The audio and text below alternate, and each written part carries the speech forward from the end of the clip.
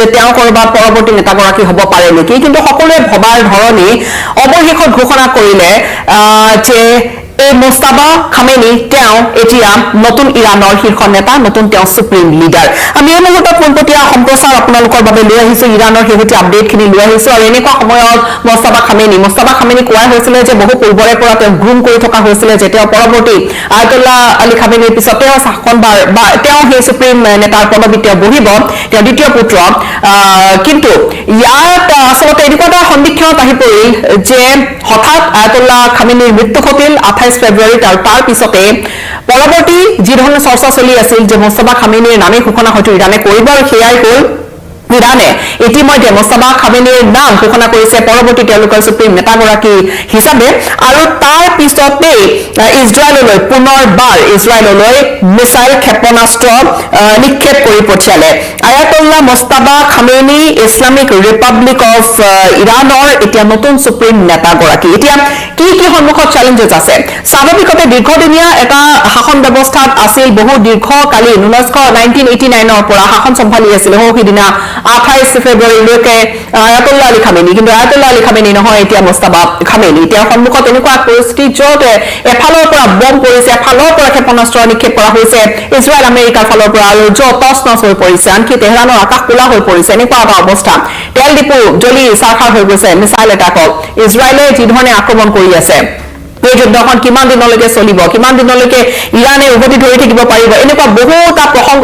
নানানটা প্ৰসংগৰ মাজতে আৰু যি হালত নতুনকৈ আক্ৰমণ কৰিবলৈ আকৌ আৰম্ভ কৰিছে ইজৰাইলে ফ্ৰেছ ৱেভ অফ ষ্ট্ৰাইকছ বুলি কোৱা হৈছে নতুনকৈ আকৌ আক্ৰমণ তীব্ৰতা বঢ়াই তুলিছে তেনে পৰিপ্ৰেক্ষিতত মোস্তাফা খামেনিৰ সন্মুখত কিন্তু ক'বলৈ গ'লে প্ৰত্যাহ্বানৰ সাগৰ মোস্তাফা খামেনি তেওঁ হৈছে ইৰাণৰ 56 বছৰীয়া মোস্তাফা খামেনি তেওঁ হৈছে ইৰাণৰ সুপ্ৰিম নিহত নেতাগৰাকী আয়াতুল্লাহ আলী খামেনি তেওঁৰ পুত্ৰ আৰু এতিয়া তেওঁ সুপ্ৰিম লিডাৰ হৈ পৰিছে ইৰাণৰ এছেম্বলি অফ এক্সপাৰ্টছে তেওঁক পাতিছে সুপ্ৰিম নেতাগৰাকী আৰু এছেম্বলি অফ এক্সপাৰ্টছৰ এই ধৰণৰ এটা সিদ্ধান্ত আহিব বুলি অনুমান হয়তো ইতিমধ্যে বহু ইতিমধ্যে খবৰ ওলাই গৈছিলে ভিতৰুৱা যে হয় মোস্তাফা খামেনিয়ে তেওঁ পৰৱৰ্তী সেই পদবীত তেওঁ বহিব কিন্তু আনুষ্ঠানিক ঘোষণা হোৱা নাছিল তাৰ বাবেও হয়তো আনুষ্ঠানিক ঘোষণা নকৰাৰো হয়তো কিছু কাৰণ আছিলে কিন্তু পাৱাৰ ষ্ট্ৰাগল এটা কৰবাত ইৰাণত চলি আছে নেকি মোস্তাফা খামেনিৰ লগতে আলী লাৰিজানিৰ বিষয়টো কিন্তু উচ্চাৰিত সমানে হৈ আছিল আলী লাৰিজানি যিগৰাকী হৈছে নেশ্যনেল চিকিউৰিটি কাউন্সিলৰ মুৰব্বী তেওঁ আয়াতুল্লাহ খামেনিৰ মৃত্যুৰ পিছতে তেওঁ কিন্তু স্পষ্টকৈ ট্ৰাম্পক হুংকাৰ দিছিল IRGCৰ শীৰ্ষ কমাণ্ডাৰগৰাকীৰ লগতে তেওঁ সেই ব্যক্তিগৰাকী আছিল যিয়ে আমেৰিকাক হুংকাৰ দিছিল আলী লাৰিজানি পৰিয়াল খুব এক শক্তিশালী পৰিয়াল লাৰিজানিৰ তেওঁ পূৰ্বৰ মিলিটাৰী অফিচাৰ আৰু তেওঁৰ এটা সে আছে তেওঁৰ পলিটিকেল ইৰাণত তেওঁৰ এটা দপদপনি আছে তেওঁৰ ইনফ্লুৱেঞ্চ আছে আৰু আলী লাৰিজানিৰ যিটো পদবী সেই পদবীতে পূৰ্বতে স্পীকাৰো আছিলে আলী লাৰিজানিৰ পদবীও আচলতে খুব শক্তিশালী বা তেওঁৰ শক্তিশালী সেই ধৰণৰ তেওঁৰ এটা খুব ইনফ্লুৱেঞ্চ আছে বুলি কোৱা হয় বহুতে প্ৰথমতে কৈছিল যে আলী লাৰিজানি পৰৱৰ্তী উত্তৰাধিকাৰীগৰাকী হ'ব পাৰে নেকি যিহেতু হঠাৎ খামেনি নিহত হ'ল আমেৰিকা আৰু ইজৰাইলৰ আক্ৰমণত সেই ধৰণৰ কথা বতৰাৰ মাজতে কিন্তু মোস্তাফা খামেনি আচলতে এই কথা বতৰাখিনি মানে পাৱাৰ ষ্ট্ৰাগলৰ কথা কৰবাত ইৰাণত যে কৰবাত এটা ক্ষমতা কেন্দ্ৰিক এটা সংঘাত সৃষ্টি হৈছে নেকি এই ধৰণৰ কথা বতৰাও কিন্তু আহিছে পোহৰলৈ অৱশ্যে আলী লাৰিজানি সেইগৰাকী ব্যক্তি যিগৰাকী ব্যক্তিৰ নেতৃত্বত 2025ৰ যিটো শেষৰ পিনে আৰম্ভ হোৱা প্ৰতিবাদ সেয়া দমন কৰিছিল বুলি কোৱা হয় যি নহওক আমি এতিয়া কথা পাতি আছো মোস্তাফা খামেনিৰ কথা মোস্তাফা খামেনি যাক বহু পূৰ্বৰে পৰা তেওঁ উত্তৰাধিকাৰী বুলি চোৱাও হৈছিলে অৱশ্যে এনেকুৱা নহয় যে কেৱল আলী লাৰিজানিৰ কথাটো পহিদিনাৰ পৰা উচ্চাৰিত হৈছিলে শক্তিশালী তেওঁ নেতা হিচাপে বহুতে চাবলৈ বিচাৰিছিল কিয়নো এনেকুৱা এটা সন্দিক্ষণত আহি পৰিছিল ইৰাণ য'ত চাৰিওপিনৰ পৰা আক্ৰমণ হৈছে তাৰ মাজতে মোস্তাফা খামেনি তেওঁ উত্তৰাধিকাৰী এতিয়া তেওঁৰ পিতৃৰ পিছতে পুত্ৰ এই ধৰণৰ কথা বতৰাখিনিয়ে কৰবাত ডাইনেষ্টিক কেন্দ্ৰিক বা পৰিয়াল কেন্দ্ৰিক এটা শাসন ব্যৱস্থা হ'ব পাৰে নেকি এই ধৰণৰ কথা বতৰা কিন্তু কিছু চৰ্চা দিছে আৰু তেওঁৰ নেতৃত্বত এতিয়া চাবলৈ গ'লে মোস্তাফা খামেনি বৰ্তমানৰ পশ্চিম এছিয়াৰ যিটো এটা পৰিস্থিতি তেনে পৰিপ্ৰেক্ষিতত মোস্তাফা খামেনিক হয়তো কৰবাত প্ৰিপেয়াৰ কৰোৱা হৈছিলে এই ধৰণে বহুতে ক'বলৈ বিচাৰে কিন্তু তেওঁ এতিয়া নতুন সুপ্ৰিম নেতা হিচাপে তেওঁ দায়িত্বভাৰ লোৱাৰ পিছতে তেওঁৰ সন্মুখত কিন্তু বহুখিনি প্ৰত্যাহ্বান আছে আৰু বিশেষকৈ তেওঁৰ কথাখিনি ঘোষণা ইতিমধ্যে তেওঁলোকৰ ইৰাণৰ যি মিডিয়া প্ৰকাশিত হৈছে আৰু তেওঁলোকক কোৱা হৈছে যে ইৰাণে বৰ্তমান নতুনকৈ মুস্তাফা খামেইনিক সুপ্ৰিম নতুন নেতাগৰাকী ঘোষণা কৰাৰ পিছতে ইছৰাইলে পুনৰবাৰ এটাক আৰম্ভ কৰিছে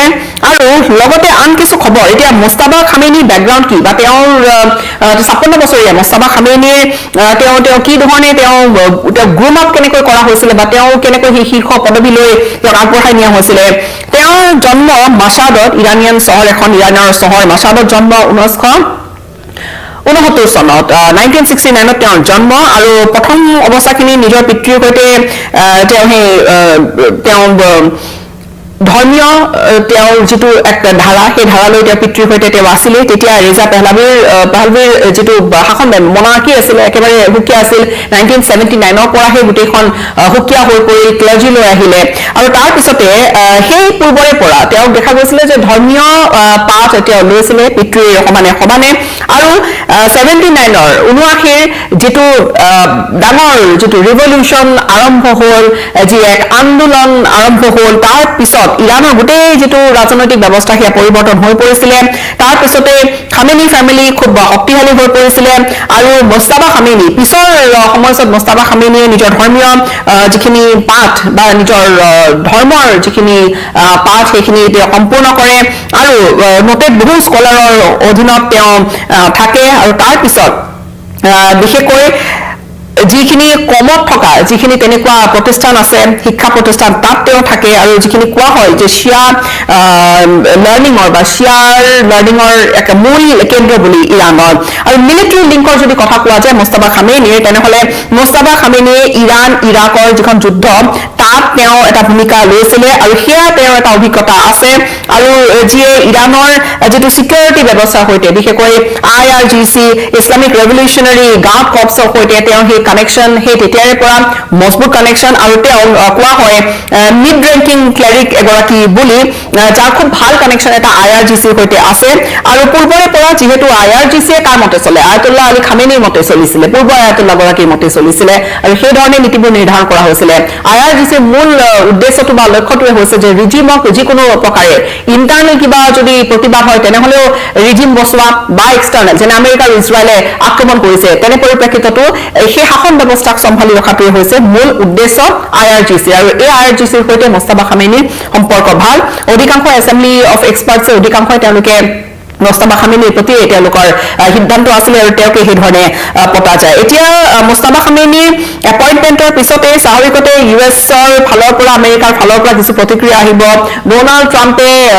এই ধৰণে আচলতে গোটেই শাসন ব্যৱস্থাটো সলনি হ'ব লাগে বাৰম্বাৰ কৈ আহিছে তাৰ বাবে বহু উচ্চতায়ো আহিছে ক'বলৈ গ'লে বা স্পষ্টকৈ কৈ আহিছে প্ৰতিবাদকাৰীসকলক যে প্ৰতিবাদ কৰক ৰিজিম চেঞ্জৰ বাবে ৰিজিম চেঞ্জে আমাৰ মূল লক্ষ্য বুলিও ডোনাল্ড ট্ৰাম্পে বাৰম্বাৰ কৈ আহিছে কিন্তু মুস্তাফা খামেনি ইতিমধ্যে সুপ্ৰিম নতুন নেতাগৰাকী তেওঁক নিৰ্বাচন কৰা হৈছে ইজৰাইলে কৈ আহিছে যে পৰৱৰ্তী যিগৰাকীয়ে সাকসেছৰ নহওক কিয় উত্তৰাধিকাৰী যোনেই নহওক কিয় আমি টাৰ্গেট কৰিম ইজৰাইলৰ সেই টাৰ্গেট লিষ্টত পৰৱৰ্তী এতিয়া কৰবাত মুস্তাফা খামেনিও যে আহি পৰিছে সেয়াৰ এক প্ৰকাৰ নিশ্চিত ৰূপত ক'ব পাৰি মুঠৰ ওপৰত মুস্তাফা খামেনিক লৈ চৰ্চা আছিলে আৰু মুস্তাফা খামেনিক লৈ বহু পূৰ্বৰে পৰা তেনেকুৱা ধৰণৰ চলি আছিলে কথা বতৰা যে তেওঁকে পৰৱৰ্তী নেতাগৰাকী হয়তো পতা হ'ব পাৰে বিশেষকৈ এইখিনিতে আৰু এটা কথা ক'ব লাগিব যে যেতিয়া চেংচন প্ৰতিবন্ধকতা 2019 পৰা অধিক ধৰণে আৰোপ কৰা হৈছিল ইৰাণৰ ওপৰত ঠিক তেনে সময়তে মুস্তাফা খামেনিয়ে তেওঁ আলী খামেনিক ৰেপ্ৰেজেণ্ট কৰিছিলে আৰু সেইখিনি সময়ছোৱাতো তেওঁ ক'বলৈ গ'লে তেওঁ পিতৃৰ কাৰ্যালয় তেওঁ এক প্ৰকাৰ চম্ভালিছিল এই ধৰণে কোৱা হয় আৰু লগতে মুস্তাফা খামেনি তেওঁৰ কন্যা এগৰাকী আছে আৰু তেওঁৰ কন্যা আছে তেওঁৰ সন্তান আছে আৰু তেওঁৰ যিটো পাৰ্সোনেল লাইফ তেওঁৰ পত্নীৰ কথাই হওক বা তেওঁৰ পাৰ্সোনেল লাইফৰ কথাই হওক বৰ বেছি আচলতে মিডিয়াৰ সন্মুখত বা তেনেকুৱা পাব্লিক স্ক্ৰুটিনিত নাহে বা তেনেকুৱা সন্মুখলৈ নাহে সেইখিনি এটা পৃথক ভাগ এটা কিন্তু মুস্তাফা খামেনিৰ ওপৰত এতিয়া গধুৰ দায়িত্ব পৰিছে ইৰাণক কি ধৰণে চম্ভালিব ইৰাণে মিছাইল এটাক কৰি এটা মেছেজ দিবলৈ যেন বিচাৰিছে যে মুস্তাফা খামেনি পৰৱৰ্তী আমাৰ সুপ্ৰিম নেতাগৰাকী আমাৰ সৈতে আছে আৰু সুপ্ৰিম নেতাগৰাকী ইতিমধ্যে আমি নিৰ্বাচন কৰিছো সুপ্ৰিম নেতাগৰাকীক আমি ভাষণখন আগবঢ়াই দিছোঁ আৰু এতিয়া ইৰাণ ধৰক বৰক হৈ পৰা নাই এই বাৰ্তাটো স্পষ্টকৈ দিবলৈ বিচাৰিছে আমেৰিকা আৰু ইজৰাইলক যি দুখন দেশে কিন্তু স্পষ্টকৈ কৈছে যে ইৰাণৰ ৰিজিম চেঞ্জ আমাৰ লক্ষ্য আৰু ইৰাণক আমি যিয়ে পৰৱৰ্তী নেতৃত্ব ল'ব আমি তেওঁলোককেই টাৰ্গেট কৰিম এতিয়া হয়তো সন্মুখত জটিলতা বহু আছে পাৱাৰ ষ্ট্ৰাগলৰ কথাবোৰো ক'ৰবাত নহয় ক'ৰবাত চৰ্চিত হৈছে কিন্তু সেইবোৰ গোটেই আনফালে কিন্তু এতিয়া ইৰাণক কি ধৰণে আগুৱাই লৈ যাব মোস্তাফা খামেনি সেয়া এতিয়া গোটেই হয়তো বিশ্বই চাব কিন্তু খুব বেলেগ ধৰণৰ এটা সন্দিক্ষণত আহি উপনীত হৈছে সি ইৰাণ এই যুদ্ধৰ মাজত